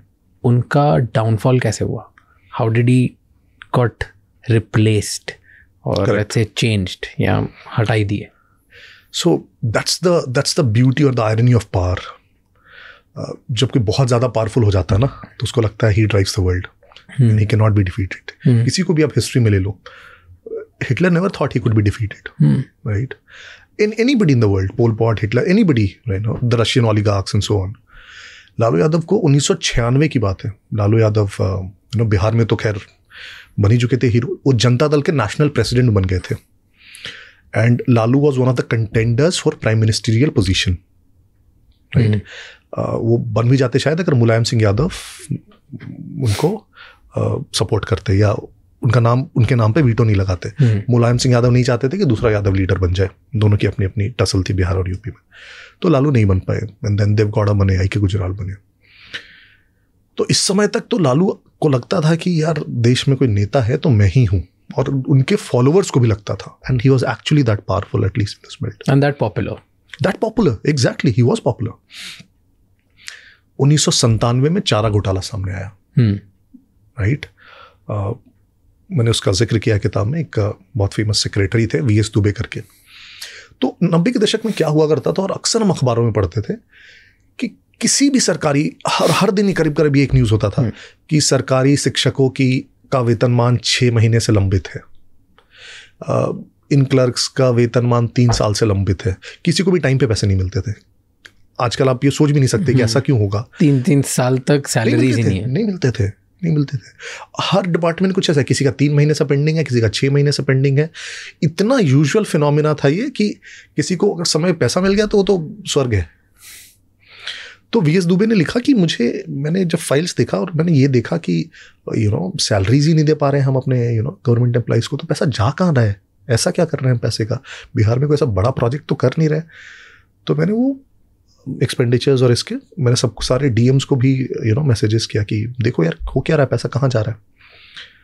और CAG से भी उसी समय कुछ रिपोर्ट आई कि जो एनिमल हस्बेंड्री डिपार्टमेंट है, पशुपालन विभाग, उसमें जो एक्सपेंसेस है वो बहुत ज़्यादा हो रहे हैं, जितना बजट है उसका 5 गुना हो रहा है। तो ऐसा कौन सा काम हो रहा है पशुपालन विभाग में कि बजट से 5 गुना खर्च हो रहा है। तो एक बहुत famous, and he is now in the PMO, Amit Khare, he is the IAS officer, very upright IAS officer. वो चाईबासा के DC थे। तो उन्होंने चाईबासा में जो पशुपालन विभाग था उस पर रेड किया, और रेड करके वहाँ पे उन्होंने उसके बिल्स विल सब कुछ चेक किए, और उन्होंने देखा कि एक तो सिर्फ खर्च ही नहीं 5 गुना हो रहा है, जितने बिल्स और वाउचर्स है सारे फेक है। तो उन्होंने उसको रिपोर्ट बैक किया। फिर दूसरे डिस्ट्रिक्ट्स में देखा जाने लगा, फटाफट चेकिंग होने लगी कि यार तुम देखो क्या हो रहा है। देखा ये तो एकदम कॉमन थ्रेड है, सारे डिस्ट्रिक्ट्स में यही हो रहा है। And there started the unearthing of चारा घोटाला। CBI को केस ट्रांसफर, तो जब ये चारा घोटाला सामने आया तो लालू ने क्या किया, 1 मैन कमीशन बनाया एक, राइट, कि कुछ तो जांच करानी होगी। तो जिस 1 मैन कमीशन का उसको जो हेड था, कुछ दिनों बाद उसी का नाम आने लगा उस चारा घोटाले में। तो अब लालू क्या करते, तो उनके बहुत रेजिस्ट किया, लेकिन केस को कोर्ट ने CBI को सौंप दिया। बिहार कोर्ट नहीं? यस, तो फिर बिहार कोर्ट अंडर कंट्रोल में नहीं थी? नहीं, हाई कोर्ट ठीक है, मतलब इतना भी अपने इंस्टीट्यूशंस टूटे नहीं है कि तो CBI को सौंप दिया गया। CBI ने फिर जैसी जांच करनी शुरू की, पता चला ये तो 900 करोड़ का स्कैम है। 900 करोड़ उस समय 97 में, मतलब अनइमेजिनेबल। तो सबसे बड़ा घोटाला 900 करोड़ का स्कैम है। और बहुत इंटरेस्टिंग कहानी है कि कैसे उस समय तक उसके समर्थक सोच भी नहीं पा रहे थे कि लालू को जेल हो जाएगी। सब लगता था ये तो इम्पॉसिबल, लालू और जेल, मतलब ये सब तो मजाक है यार, लालू कैसे? हाँ। तो कैसे गवर्नर से परमिशन लिया गया, कैसे CBI ने पूरा फ्रेम किया, कैसे अरेस्ट किया गया, कैसे लालू ने तुरंत फिर अपने घर में ही अपनी वाइफ को जाके बोला, राबड़ी देवी को, कि आज से तुम चीफ मिनिस्टर हो, और जाके सारे MLAs को बोल दिया कि अब से ये आपकी नई चीफ मिनिस्टर है। फिर लालू जेल जाते हैं, वहीं से पतन शुरू हुआ मेरे ख्याल से। जब वो चीफ मिनिस्टर थे तभी ये सब हुआ? यस। तो कैसे हुआ, कैन यू एक्सप्लेन, कैसे अरेस्ट किया इतने पावरफुल चीफ मिनिस्टर का, जिनके कंट्रोल में स्टेट चलती है? करेक्ट। जहाँ पे murders, rape, massacre, assassins, kidnapping, correct, ये सब इतने ओपनली चल रहा है, वहाँ पर उन्हीं को अरेस्ट कैसे कर लिया पुलिस ने, जहाँ पे पुलिस की भी नहीं चल रही, वहाँ पे पुलिस वाला रोज चेंज हो रहा है। सो अगेन CBI ने अरेस्ट किया। CBI ने पहले गवर्नर से इनफैक्ट परमिशन लिया इस चीज़ के लिए। CBI ने फिर सेंट्रल फोर्सेस मंगाए, पूरे पटना को ब्लॉकेड किया गया, जो पूरा CM हाउस का एरिया उसको ब्लॉकेड किया गया। 1-2 दिन से माहौल बनने लगा, सबको समझ में आने लगा कुछ होने वाला है। लालू को समझ में आ चुका था कि आई एम गॉन। अच्छा, लालू को समझ में आ गया था कि उन्हीं के अरेस्ट के लिए हो रहा है ये सब? समझ में एक तो अरेस्ट के लिए हो रहा है, प्लस समझ में आ गया था कि इस केस में तो मैं फंस चुका हूँ, there is no way out, और अगर वो कुछ भी रिटेलिएट करूंगा it will go against me, right. तो लालू को दिख गया लास्ट तक कि अब my arrest is the only solution end to this. तो मेरे अरेस्ट के साथ साथ मैं क्या कर सकता हूँ, और इसके पहले बहुत सारे मैशिनेशंस हुए। तो हुआ क्या कि ये चारा घोटाले का जो CBI का जांच भी है, उसमें बड़ी इंटरेस्टिंग स्टोरी है। पहले देवेगौड़ा PM थे, तो देवेगौड़ा ने उस समय के जो CBI चीफ थे उनको पुश किया लालू के खिलाफ जाने के लिए। क्यों? क्योंकि लालू ने जब 1990 में और इनफैक्ट उस समय भी जब वो PM बने थे तो लालू ने अपोज किया था देवेगौड़ा का PM बनना। इनफैक्ट तो Deve Gowda wanted to take that revenge, so Deve Gowda pushed CBI director को कि लालू के खिलाफ इस केस में गो डीपर इनटू इट। फिर देवेगौड़ा की सरकार गिर गई, आई.के. गुजराल बन गए पीएम। आई.के. गुजराल को लालू ने ही पहले पटना से चुनाव लड़वाया था 1991, फिर बाद में राज्यसभा भेजा था, तो वो थोड़ी दोनों की ये थी, अंडरस्टैंडिंग थी। तो लालू ने आई.के. गुजराल को फिर बोला कि यार ये क्या मेरे खिलाफ सीबीआई वगैरह लगाए हुए हो, यू नो, एंड इसको आप ये करिए। And this is recorded, Joginder Singh ने अपने इंटरव्यू में बोला, जो सीबीआई डायरेक्टर थे। IK. Gujral called him and said कि यार इस केस में थोड़ा सा go slow. She said give me in writing. तो बोला कि मैं तुम्हारा प्राइम मिनिस्टर हूँ, मैं बोल रहा हूँ। तो बोला कि हाँ, and by virtue of fact कि आप प्राइम मिनिस्टर हैं, आपको पता भी नहीं होना चाहिए कि मेरे और कोर्ट के बीच क्या चल रहा है। हाई कोर्ट ने ऑर्डर किया है सीबीआई को, सीबीआई अपना जांच करे, उसको सब सौंपेगी, प्राइम मिनिस्टर को इससे क्या लेना देना है। जोगिंदर सिंह कोर्ट सेट वो भी बताते कि फिर होम मिनिस्टर ने भी कॉल किया, उन्होंने भी बोला यार थोड़ा धीरे हो जाओ, मत करो ये वो। लेकिन तब तक ये स्कैम बड़ा हो चुका था, वो इतना पब्लिक नॉलेज हो चुका था कि उसमें धीरे होना पॉसिबल भी नहीं था, नेशनल स्कैम। तो लालू ने हर पॉसिबल प्रयास किया। लालू ने आई.के. गुजराल को ऑफर दिया कि बिहार में जहां से भी चुनाव लड़ना है मैं आपको चुनाव लड़वाऊंगा, जो कर सकते हैं करिए, रोकिए इसको।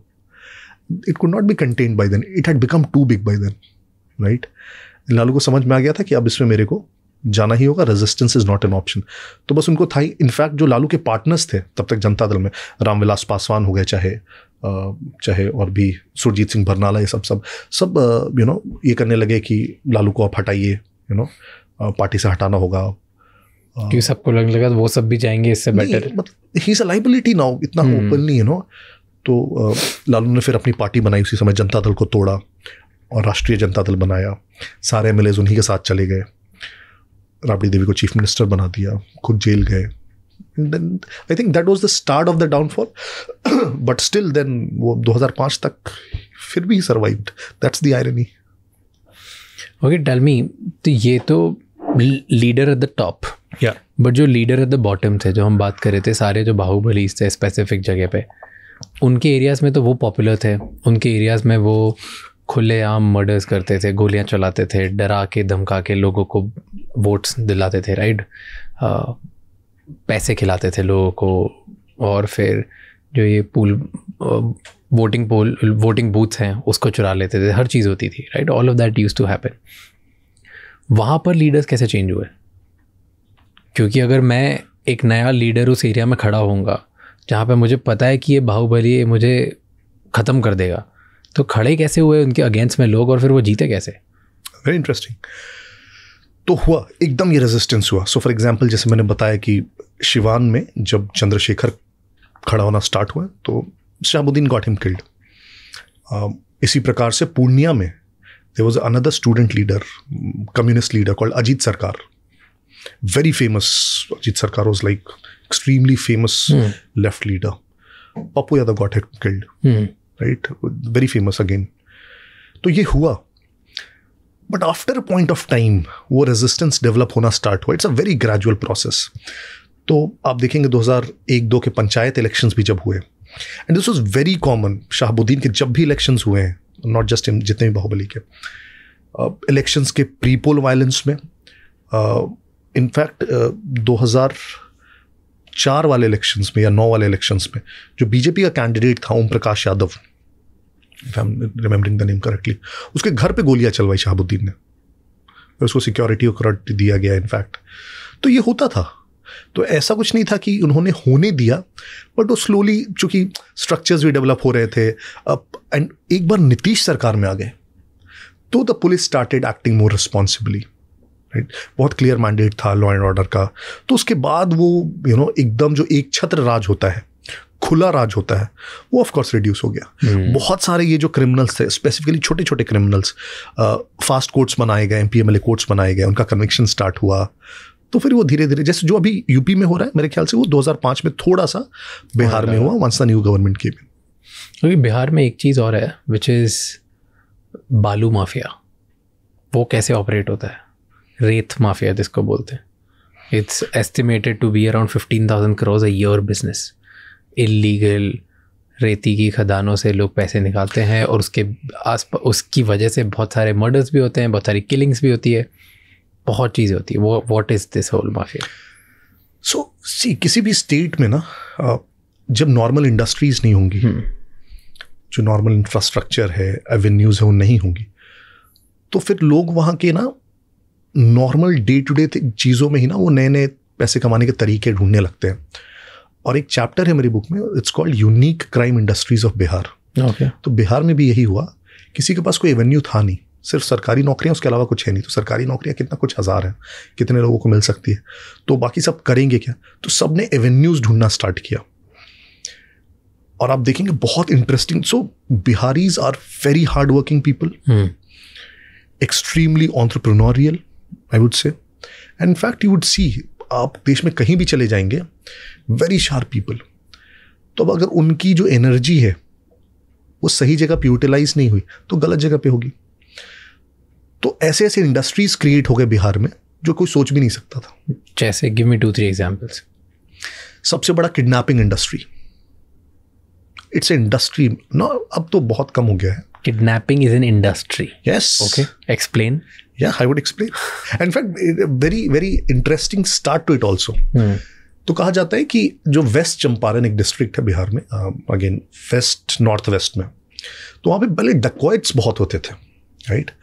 तो डकैत बहुत थे. तो सरकार ने ना वहाँ के एसपी को जिम्मेदारी दी, यार डकैती कम कराओ किसी तरीके से. तो उसने, जो वहाँ का एसपी था ना, उसने सारे डकैतों को बुलाया एक जगह और बोला कि यार देखो, तुम जो ये डकैती करते हो ना, इसमें बहुत रिस्क है. एक तो तुम यहाँ जंगलों में छुप के रहना पड़ता है, डकैती करते हो, इनकाउंटर में मारे जाने का डर है, पकड़े जाने का डर है. फिर इसका पकड़ने जाने के बाद पनिशमेंट भी बहुत सीवियर है, जेल टर्म भी बहुत है. तो ये डकैती छोड़ो, किडनैपिंग करो, आराम से किडनैप करो, पैसा लो, छोड़ दो यार, उसमें रिस्क भी कम है तुम्हारा, और जिसके पास पैसा वो दे भी देगा. This is a story, this is general, इसको कहा जाता है start of kidnapping industry in Bihar. ये स्टोरी ऐसी बस सुनी सुनाई कहानी है सबके लिए. आई वुड से क्रेडिटेबल. ओके, मल्टीपल सोर्सेज हैं इसके. ओके, तो क्रेडिटेबल. वहाँ के एसपी ने बोला कि तुम किडनैपिंग करो, डकैती खत्म करो. ओके, तो किडनैपिंग की शुरुआत यहाँ से हुई एज अ ब्रॉडर. तो लोगों ने डकैती छोड़ के किडनैपिंग की शुरुआत की. तो पहले तो उस रीजन में किडनैपिंग ज़्यादा होने लगी क्योंकि मल्टीपल रीजंस थे.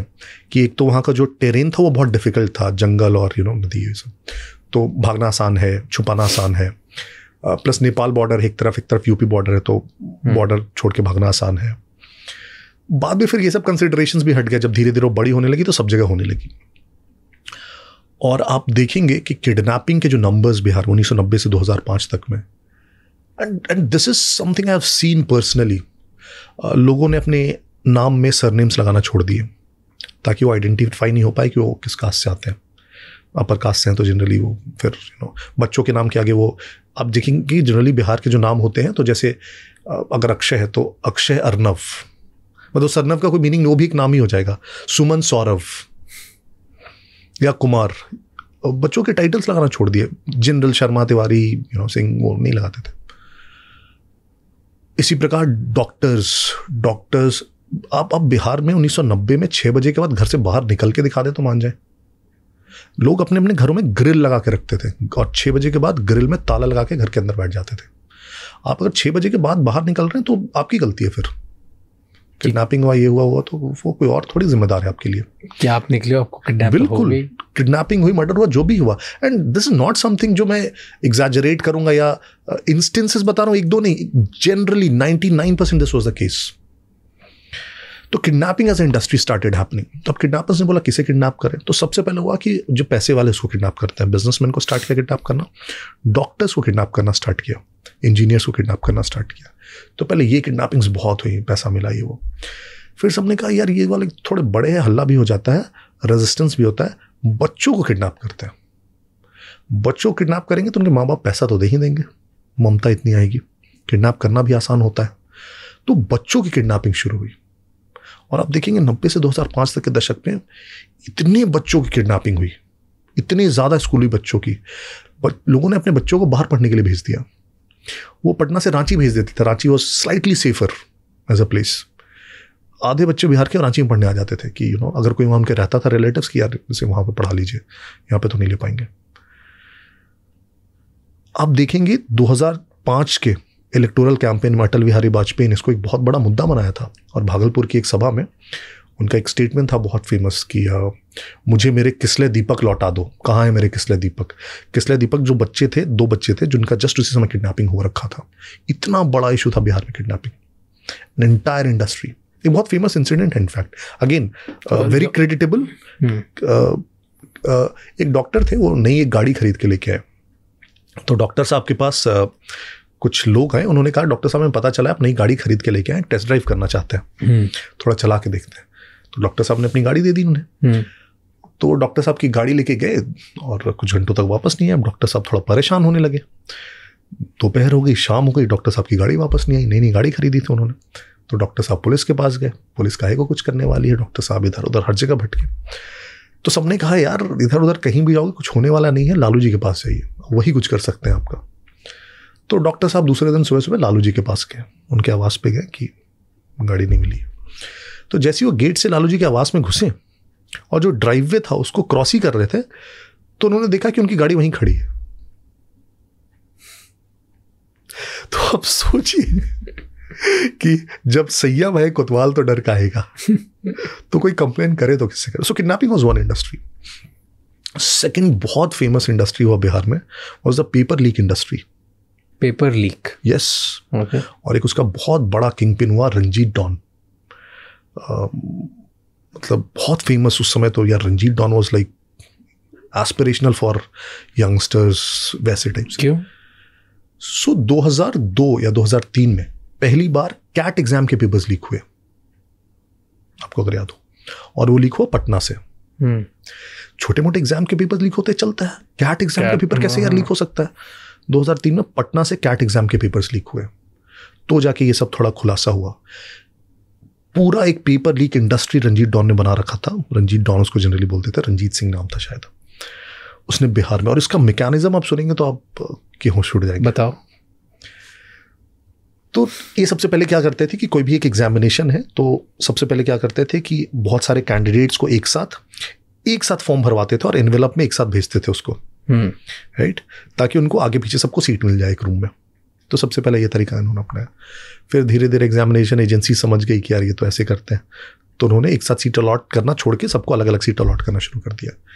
तो ये लोग फिर दिल्ली चले जाते थे यूपीएससी के ऑफिस में, वहाँ फिजिकली एक साथ सब एक के बाद एक जमा कर देते थे ताकि एक रूम में सीट मिल जाए। तो ये हो गया कि पहले एक रूम में कैसे सब आए। फिर पेपर लीक का इनका बहुत सारे थे, या तो जिस प्रेस में छप रही है वहाँ से लेके जहाँ ट्रांसपोर्ट हो रहा है वहाँ से लेके जिस स्कूल में पेपर पहुँची वहाँ के टीचर से सेटिंग से कि अंत तक कहीं ना कहीं से पेपर लीक करा लेंगे। पिछली रात को ये सारे कैंडिडेट्स को एक रूम में बिठाएंगे एक जगह, उनके फ़ोन तो होते भी नहीं थे, और रात भर उनको आंसर रटवाएंगे। सबने आंसर रात भर रटा। सुबह की गाड़ी से फिर उनको एग्ज़ाम सेंटर पे छोड़ेंगे, है ना, उनके आइडेंटिटी कार्ड्स रख लेंगे। फिर उन्होंने एक रूम में सबने बैठ के चोरी करनी है, एग्ज़ाम देना है, फिर वापस आ जाना है, और एडवांस में पैसा ले लिया जाता था। इसमें फिर इन्होंने और एक इनोवेशन क्या किया, एक इंजन बोगी सिस्टम बनाया। इंजन क्या होता था कि कोई एक मेरिटोरियस लड़का ढूंढ लो जिसने पहले एग्जाम में भी क्रैक कर रखा हो। जैसे इंजीनियरिंग मैंने साल क्रैक कर लिया, मैं इंजीनियरिंग पढ़ रहा हूँ, अगले साल मुझे पकड़ लिया, उसको 1.5-2 लाख रुपए दे दिए। अब वो बन गया इंजन, उसने भी फॉर्म भर दिया, उसके पीछे एक बोगी बना दिया। अब वो पेपर सॉल्व करेगा, पीछे देगा, और पीछे वाले सब पास करेंगे। तो इंजन बोगी सिस्टम बन गया, और इतना शार्प वो पूरा सिस्टम था। इनफैक्ट तो रंजीत की खुद की स्टोरी बहुत इंटरेस्टिंग है। उसने पहले अपना 10th का एग्जाम 2 बार दिया। तो बिहार में यूजुअली क्या हुआ करता था, 10th के एग्जाम लोग मल्टीपल बार देते थे एज कम करने के लिए। तो पहले बर्थ सर्टिफिकेट्स नहीं होते थे, राइट, तो 10th का जो सर्टिफिकेट है उसे एज का सर्टिफिकेट मान लिया जाता था। तो कोई जैसे एक बार 10th दे दिया उसने, फिर 30 साल का हो गया और तो उसकी नौकरी की उम्र जा रही है, तो उसने कहा फिर से मैं 10th का देता हूँ। तो फिर से 10 दे दिया, पहला वाला सर्टिफिकेट फाड़ के फेंक दिया, अब उसका फिर से हो गया 18 साल उम्र। तो रंजीत ने 2 बार 10th दिया, फिर 2 बार उसने 12th भी किया, एक बार आर्ट्स से किया, फिर बोला कि साइंस से करना है, मुझे डॉक्टर बनना है। उसे अचानक से जब उसने देखा पूरा सिस्टम मैं ही चला रहा हूँ तो मैं भी डॉक्टर बन सकता हूँ, फिर उसने साइंस से 12th दिया। फिर उसने इसी सिस्टम के भरोसे दरभंगा मेडिकल कॉलेज में एडमिशन ले लिया, अंडरस्टैंड, और 6 साल बाद वो फिर डॉक्टर ही बन गया। तो डॉक्टर रंजीत डॉन बन गया, right. Many interesting anecdotes. But ये जब 2003 का कैट का पेपर लीक हुआ उसके बाद जब बहुत ज़्यादा फिर खोजबीन होने लगी, जांच होने लगी, तब पता चला कि इतना ये भयंकर सिस्टम है। And this was considered to be, and this is quoted in my book, 100 crore की इंडस्ट्री बिहार में। तो रंजीत डॉन 100 करोड़ घुमा रहा था based on just paper leak. Just paper leaks. तो अल्कोहल बैन बोलते हैं, बिहार में अल्कोहल बैन है लेकिन खुली मिलती है, सबको पता है। तो कैसे चलता है वो? अब तो चीफ मिनिस्टर्स भी चेंज हो गए, लालू यादव की सरकार भी नहीं है। नहीं, it is a policy flaw. Ban कभी काम नहीं कर सकता, इकोनॉमिकली वो काम नहीं कर सकता। It's as simple as policy making. सबसे लेमैन भी समझता है कि बैन्स नेवर वर्क। इकोनॉमिक्स में व्हाट हैपेंस कि जब भी आप कोई चीज़ को बैन करते हैं तो उसका आप सप्लाई कम करते हैं, तो सिंपली उसकी प्राइस को इंक्रीज करते हैं आप, उसका कंजप्शन कभी आप लो नहीं कर पाइएगा। This happens with everything. तो आपने बैन तो कर दिया, कंजम्पशन तो लो होना नहीं है, तो कंजम्पशन लो होगा नहीं तो एक तो नकली शराब बनेगी जो गाँव बनने शुरू हो गए, उस नकली शराब को पहुंचाने वाले नए लोग बनेंगे। अब गांव में जो लड़के बचे हैं थोड़े बहुत, जो बाहर नहीं गए काम करने, उनके पास कोई काम है नहीं, वो देखते हैं इजी मनी इसमें, तो शराब की बोतलें इधर से उधर पहुंचा रहे हैं। पुलिस जिसका काम क्राइम रोकना होता है, क्राइम को पकड़ना होता है, वो आधे दिन इसी में परेशान है कि कौन शराब ले जा रहा है, कौन शराब पी रहा है, राइट। तो पूरा एक जनरेशन, एक तो यूथ का आपने शराब बनाने पहुंचाने में बर्बाद किया, पूरा एक massive machinery of police and resources जो बहुत इंपॉर्टेंट और दूसरे काम कर सकती है, उसको आपने शराब की बोतलें पकड़वाने और ये करवाने में इंगेज कर दिया है। और आप इनको पकड़ भी लेते हैं, इतने सारे पकड़े भी जाते हैं, शराब ले जाते आते हैं, जेल में रखते हैं, महीने भर बाद उसको छोड़ देते हैं। कितनों को आप जेल में रखेंगे, कब तक आप रखेंगे जेल में? सरकार का काम ये थोड़ी है कि जेल भर भर के रखें शराब पीने वाले लोगों से। दुनिया का सबसे बड़ा क्राइम यही थोड़ी है कि उसने शराब पी ली थी, पहले उसे तो पकड़िए जो क्राइम कर रहा है बिहार में। तो मेरे ख्याल से पॉलिसी फ्लॉ बहुत बड़ा है, and Nitish Kumar also realises this. ऐसा नहीं है कि he doesn't realise, the fact is उन्होंने खुद इतना बढ़ा चढ़ा के इसको इम्प्लीमेंट किया और इसके इतने फ़ायदे बताए, तो अब इसको वापस वो कैसे ले? तो ही स्टक। मैं जब रिसर्च कर रहा था इस पॉडकास्ट के लिए बिहार के बारे में कि बिहार में क्या क्या होता है, काफ़ी इंटरेस्टिंग चीज़ मुझे पता चली कि बिहार में ब्रिज चोरी हो जाता है। पूरा ब्रिज चोरी हो जाता है, रोड चोरी हो जाती है, 20 फीट लंबी रोड चोरी हो गई, रातों रात ब्रिज गायब हो गया, तालाब चोरी हो जाता है। ये कैसे होता है? ट्रेन का इंजन चोरी हो गया क्योंकि स्टेशन पे खड़ी थी। व्हाट इज, मतलब कैन यू एक्सप्लेन मी क्या होता है? नो, मेरे ख्याल से थोड़ा सा सेंसेशनलाइजेशन है उस टॉपिक का। It's over simple. But I have heard this news, right? And it was there कि रातों रात ब्रिज गायब हो गया। हाँ, सो व्हाट हैपेंस इज, जैसे रोड की बात जो आई, तो आई हैव सीन दिस कि क्योंकि वो रोड ना ढंग से बना हुआ नहीं था, तो बेसिकली वो मिट्टी पे एक चादर बन गई बस रोड बिटवीन की, तो सब उठा के उसे ले गए। उठा के ले गए? उठा के ले गए। क्यों? क्योंकि वो रोल हो गया ना। तो सो सी, जब तक आपका स्टेट में when you don't have a stake, जब तक आप उसे अपना नहीं मानते हैं, जब तक आप उसमें इन्वॉल्व नहीं है डेमोक्रेटिकली, पॉलिसी वाइज, तो यही होगा फिर कि you know everybody is on their own. जब आप स्टेक्स महसूस करने लगोगे, स्टेट में प्राइड महसूस करने लगोगे, जिस सोसाइटी में आप आ रहे हो, वो जैसे आप बॉम्बे में शायद ये चीज़ नहीं करोगे क्योंकि शायद शर्म आएगी कि अरे कोई देख लेगा या जान भी जाएगा तो क्या बोलेगा, लेकिन वहाँ पे सब लगे हुए हैं, तो सब ने मिलकर जितना जितना लूटना है सबने लूट लिया भाई, तो कोई किसी को बोलने वाला ही नहीं है। तो उससे क्या लूटेंगे वो? जो कुछ नहीं, क्या मिलेगा उससे? रोड से कुछ नहीं, डज नॉट मैटर। कई बार इट डज नॉट मैटर। जैसे एक हमारे फितरत है कि कुछ दिख रहा है तो उठा ले जाओ। एक हमारे यहाँ कहावत है कि मगनी के बैल का दांत नहीं गिनते। जो फ्री में अगर कोई बैल दे रहा है ना तो उसके दांत नहीं देखे जाते, फ्री में रख लो। रोड का क्या करेंगे? कुछ नहीं करेंगे, मे बी कुछ नहीं, शायद घर में रख देंगे। कुछ कभी अभी वो ब्रिज का क्या, लोहा लक्कड़ हो शायद बेच देंगे, 10 रुपए मिले, 50 रुपए, 100 रुपए मिले, कुछ तो मिल रहा है ना, फर्क क्या पड़ता है? Again it is more a matter of कि क्या स्टेक्स है। दूसरी साइड का सोच ही नहीं पा रहे हैं। इतना शॉर्ट टर्म वो विजन है ना, और वो इसलिए भी आ रहा है क्योंकि the other part, it is our failure as politicians, I would say. As a leader of the state ना, आप कितना कॉन्फिडेंस इंस्टिल कर पा रहे हैं अपनी जनता में कि I am thinking of the state, I am thinking of your money, I am thinking of development. जब वो देखते मेरा नेता ही चोर है तो मैं क्यों ना चोरी करूं? वो जब देखिएगा मेरा एमएलए चोर है, इसने इतना पैसा बनाया हुआ है, तो मैं क्यों ना चोरी करूं? जब वो देखता है मेरा लीडर ईमानदार है ना, तो थोड़ा स्टिक लगने लगता है कि नहीं नहीं यार, मेरा लीडर ईमानदार है, मेरा MLA ईमानदार है, तो मैं भी नहीं करूँगा. That's a signalling. You know, another thing which I noticed कि बिहार का नैरेटिव अच्छा नहीं है.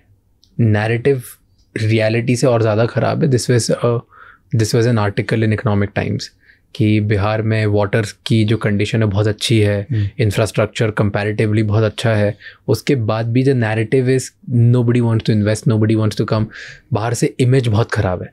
रियलिटी वर्सेस जो इमेज है उसके बीच में बहुत बड़ा गैप है. डू यू थिंक सो कि नहीं? डू यू थिंक कि रियलिटी और ज़्यादा ख़राब है?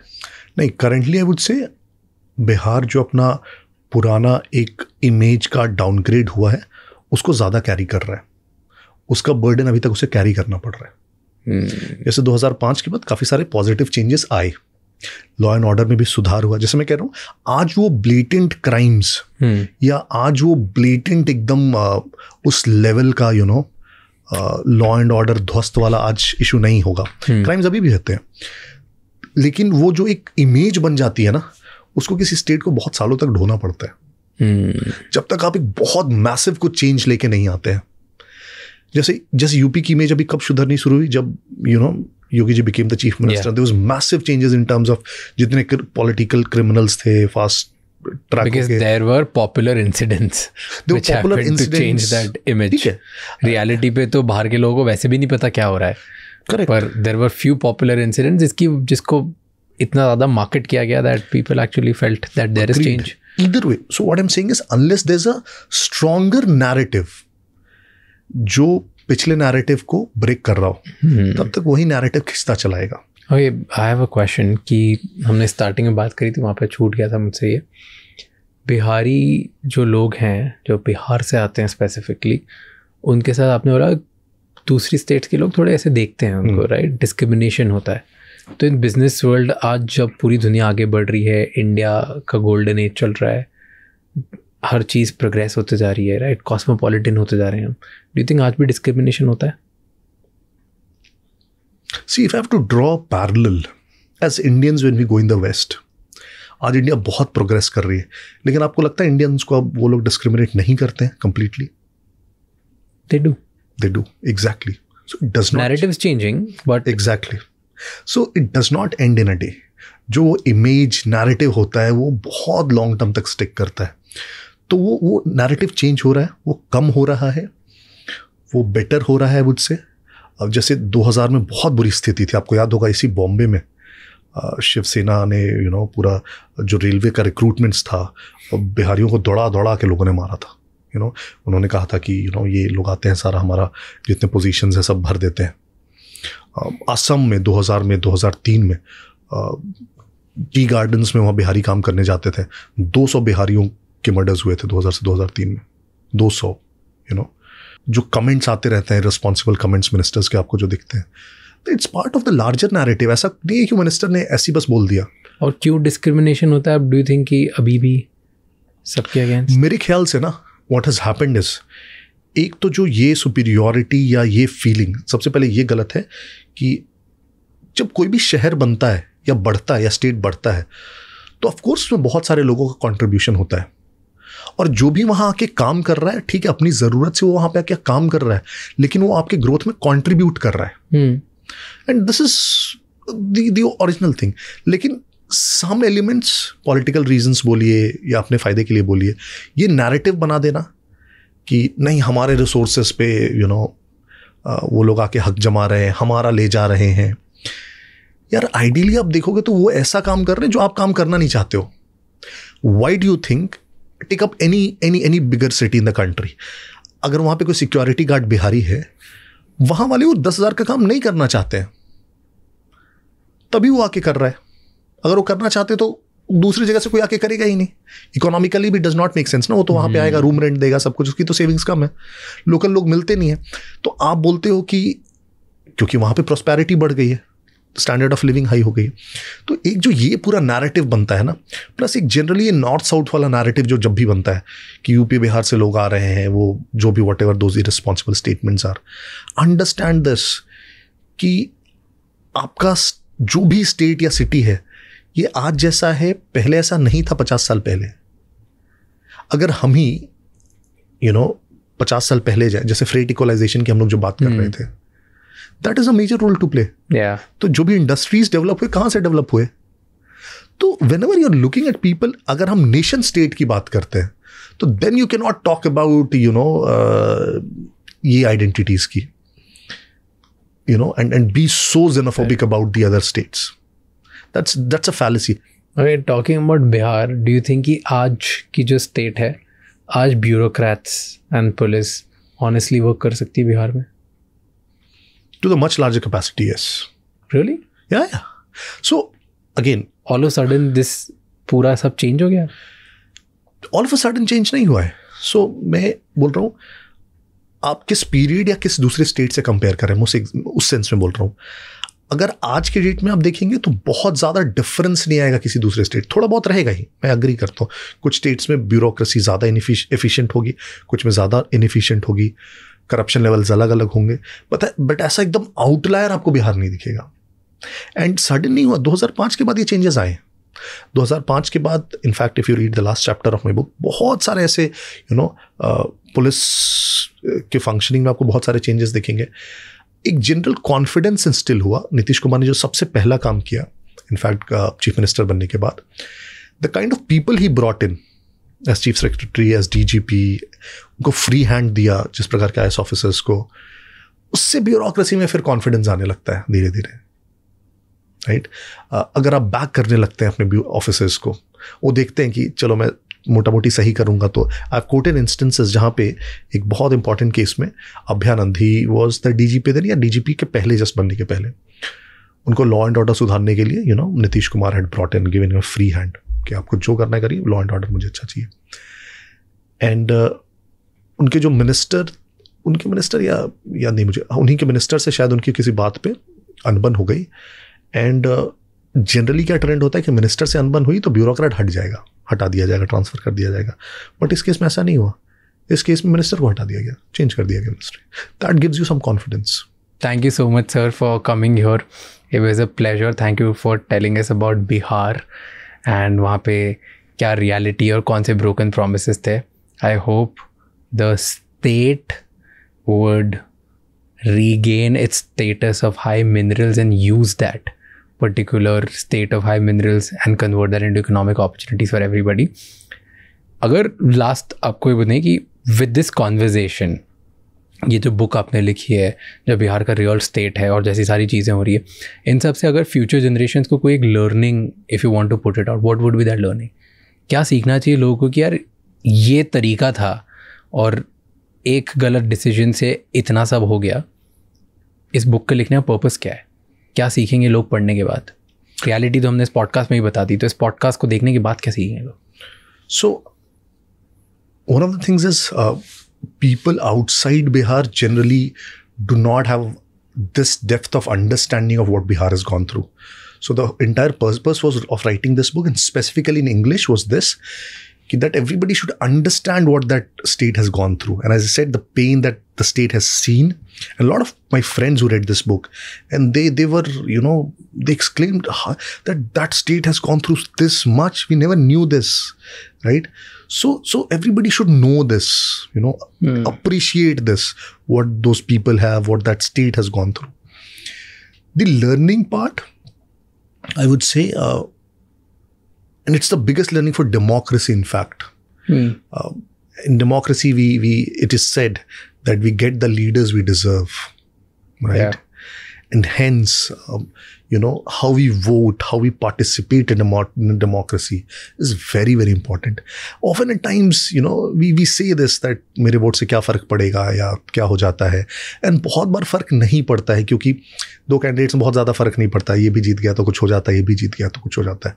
लेकिन यही जो आउटलायर्स हैं, कभी कभी बहुत ज़्यादा फ़र्क पड़ जाता है. और हिस्ट्री में हम जाएंगे तो देखेंगे ऐसे कुछ इंस्टेंसेस होते हैं. So it is just those flicker moments where in आपके वोट से एक्चुअली बहुत ज़्यादा फ़र्क पड़ जाता है. और मेरे ख्याल से 1990 से 2005 वाला जो पीरियड है, लोगों के वोट से सबसे ज़्यादा अगर फ़र्क पड़ा होगा पूरे बिहार के इतिहास में और देश के इतिहास में वोट से, तो उस समय के वोटिंग से पड़ा होगा. And this is also a very great reminder for people that their participation in politics is very, very important. So this book is a reminder of the fact that be more participative in a political process, in a democracy, be more demanding from your leaders. And नहीं करोगे तो जो बिहार में 15 साल में हुआ है ये कभी भी रिपीट हो सकता है किसी के साथ भी. और सिर्फ बिहार में नहीं, कहीं भी रिपीट हो सकता है. कहीं भी रिपीट हो सकता है. Demand for merit-based leadership. Yes. Thank you, sir. Thank you so much. Thank you so for much. writing an amazing book and doing this amazing podcast with us. Thank you so much ये episode and तक देखने के लिए. हमें comments में बताओ कि हम इस एपिसोड को और बेहतर कैसे बना सकते हैं, क्योंकि आप अगर हमें फीडबैक देंगे तभी हम इस पॉडकास्ट को और ज़्यादा बेहतर बना पाएंगे एंड वो सारी चीज़ें करेंगे जिनसे आपको और ज़्यादा वैल्यू मिलती है. Please let us know. हमें कमेंट्स में ये भी बताओ कि अगले कौन से गेस्ट हैं और कौन से टॉपिक्स हैं जो आप देखना चाहते हो, ताकि हम और हमारी पूरी टीम मिल के आपके लिए वो गेस्ट लेके आ पाए. I will see you next time. Until then keep figuring out and ये मत भूलना कि ये इस एपिसोड को किसी एक इंसान के साथ शेयर करना है जिसकी लाइफ में इससे एक पॉजिटिव चेंज आएगा और उसे कुछ नया सीखने को मिलेगा. Thank you so much.